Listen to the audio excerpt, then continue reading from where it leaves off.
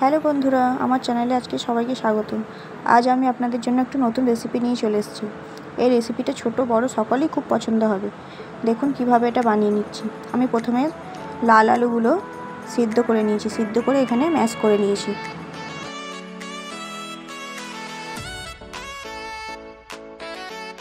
এরপর আমি পরিমাণ মতো চিনি, নুন আর হাফ কাপ মতো গুঁড়ো দুধ এর মধ্যে ভালো করে মিক্স করে নেব। আমি এখানে দুটো মাঝারি সাইজের আলু দিয়ে করেছি, আপনারা যদি বেশি করতে চান পরিমাণটা আরও বাড়িয়ে নিতে পারেন।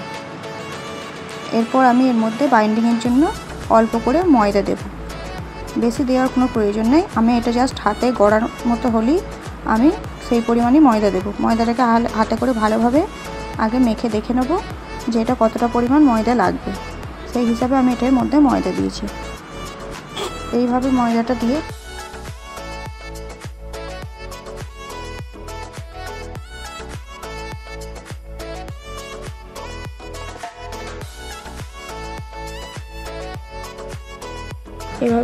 আমি হাতে করে মোলায়েম করে এটাকে মেখে নিয়েছি।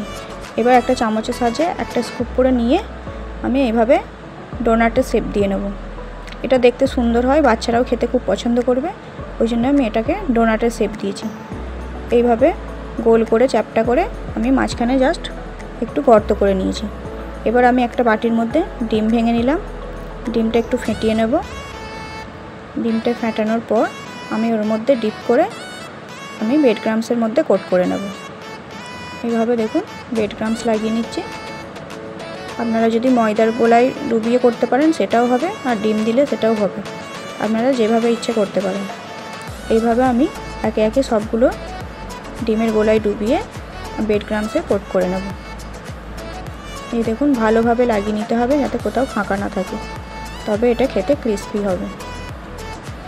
এবার আমি একটা কড়াইয়ে তেল গরম হতে চাপিয়ে দিয়েছিলাম। এবার একে একে এগুলো আমি ভেজে নেব।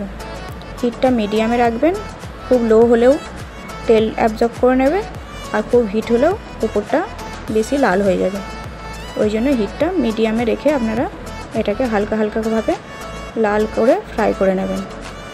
এই দেখুন আমার সুন্দর কালার চলে এসছে। আমি এবার এগুলো একটা একটা করে টিস্যু পেপারের মধ্যে তুলে নেব। এই দেখুন কত সুন্দর কালারটা এসছে। এইভাবে আমি একটা একটা করে বাকিগুলো সব ভেজে তুলে নেব। লাল আলু বাচ্চাদের জন্য খুবই উপকার। আপনারা যদি এটাকে আরও হেলদি বানাতে চান এর মধ্যে আটাও মিক্স করতে পারেন, তাহলে এটা আরও বাচ্চাদের জন্য হেলদি হয়ে যাবে। আমি এইভাবে দেখুন এগুলো একটা একটা করে ভেজে লাল লাল করে তুলে নিয়েছি। এটা বাচ্চা বড় সবাইকারই খেতে খুবই পছন্দ হবে আমি আশা করি। যদি আমার রেসিপিটি ভালো লাগে অবশ্যই চ্যানেলটিকে সাবস্ক্রাইব করে দেবেন।